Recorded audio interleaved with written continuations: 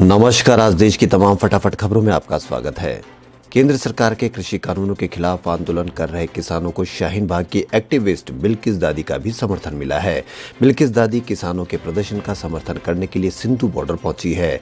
उन्होंने कहा कि सरकार को हमारी बात सुननी चाहिए। आंदोलनकारी किसानों के समर्थन में उतरी बिल्किस दादी ने कहा कि हम किसानों की बेटियां हैं।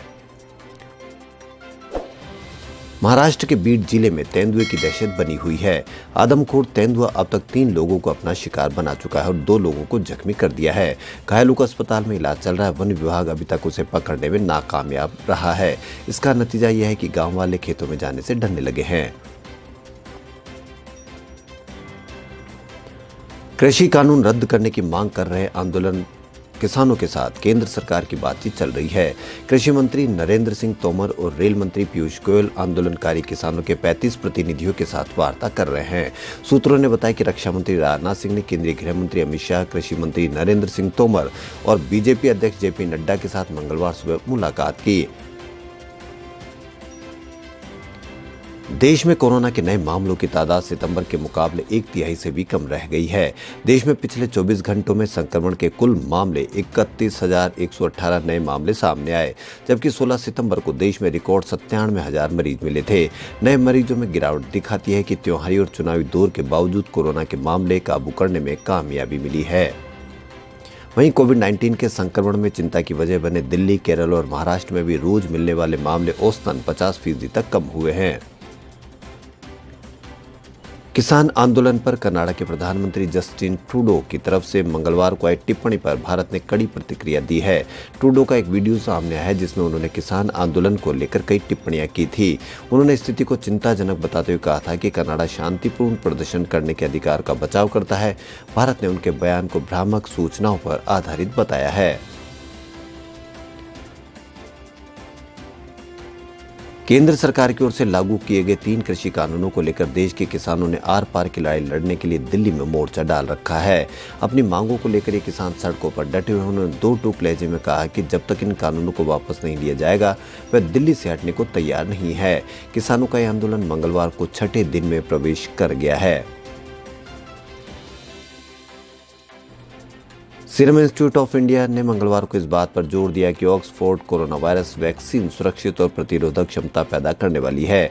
चेन्नई के एक ट्रायल वॉलंटियर में वर्चुअल न्यूरोलॉजिकल ब्रेकडाउन सहित कई साइड इफेक्ट दिखने के बाद इस वैक्सीन पर विवाद खड़ा हो गया है, जिसके बाद कंपनी की ओर से बयान जारी किया गया है और आधार पूनावाले की कंपनी ने एक बयान जारी कर कहा है कि चेन्नई के वॉलंटियर के साथ हुई घटना दुर्भाग्यपूर्ण है, लेकिन ये वैक्सीन की वजह से नहीं हुई है। आईसीआईसीआई बैंक की पूर्व सीईओ चंदा कोचर को राहत नहीं मिली है। सुप्रीम कोर्ट ने आईसीआईसीआई बैंक की प्रबंध निदेशक, एमडी और मुख्य कार्यकारी अधिकारी के रूप में बर्खास्तगी के खिलाफ उनके अपील को खारिज कर दिया है। सुप्रीम कोर्ट ने मामले में बॉम्बे हाईकोर्ट के उस आदेश में दखल नहीं देने का फैसला किया जिसने चंदा कोचर की याचिका खारिज कर दी थी। कोरोना संक्रमित लोगों के घर के बाहर पोस्टर लगाने पर रोक लगाने की मांग वाली याचिका पर मंगलवार को सुप्रीम कोर्ट में सुनवाई हुई। सरकार ने सुप्रीम कोर्ट में बताया कि सेंट्रल गवर्नमेंट ने ऐसा कोई नियम नहीं बनाया, जबकि राज्य सरकार ऐसा कर सकती है। आज सुनवाई के दौरान बेंच ने कहा कि जमीनी स्तर पर हकीकत यह है कि एक बार कोविड रोगी के घर के बाहर नोटिस लगाने के बाद उसे दूसरों द्वारा अछूत माना जाता है। चिल्ड्रन होम में रहने वाले बच्चों के कोरोना से बचाव के मामले में national commission for protection of child rights ने 9 अक्टूबर के अपने उस निर्देश को रद्द कर दिया जिसमें बच्चों को तुरंत माता पिता को सौंपने के लिए कहा गया था। एनसीपीसीआर ने सुप्रीम कोर्ट को बताया कि किशोर न्याय अधिनियम की आवश्यकताओं का पालन किए बिना किसी भी बच्चे को वापस नहीं भेजा जाएगा। विश्व स्वास्थ्य संगठन ने कहा कि भारत ने मलेरिया से निपटने की दिशा में बड़ी प्रगति दिखाई है। दक्षिण पूर्व एशिया में मलेरिया के मामले 2000 में 2 करोड़ थे, जो पिछले साल कम होकर 56 लाख हो गए। विश्व मलेरिया रिपोर्ट 2020 के अनुसार 2019 में दुनिया भर में मलेरिया के 22,09 करोड़ मामले सामने आए थे, एक वार्षिक अनुमान जो पिछले 4 वर्षों में लगभग अपरिवर्तित रहा है।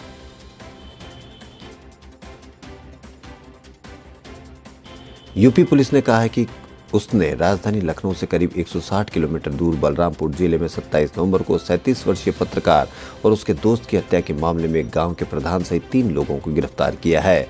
पत्रकार राकेश सिंह निर्भीक लखनऊ स्थित एक अखबार के लिए काम करते थे। उनका और उनके दोस्त 34 साल के दोस्त पिंटू का जला शव राकेश के बलरामपुर के केवलारी गाँव के घर में 27 नवम्बर की रात में मिला था। कांग्रेस नेता राहुल गांधी भी इसे लेकर लगातार सरकार पर हमला कर रहे हैं। मंगलवार को उन्होंने एक ट्वीट में लिखा कि सरकार को अपनी अहंकार की कुर्सी से उतरकर सोचना चाहिए, किसान को उसके अधिकार देना चाहिए। उन्होंने अपने ट्वीट में लिखा कि सैकड़ों अन्नदाता मैदानों में धरना दे रहे, झूठ टीवी पर भाषण, किसान की मेहनत का हम सब पर कर्ज है। ये कर्ज उन्हें न्याय और हक देकर ही उतरेगा, न कि उन्हें दुत्कार कर, लाठियां मारकर और आंसू गैस चलाकर।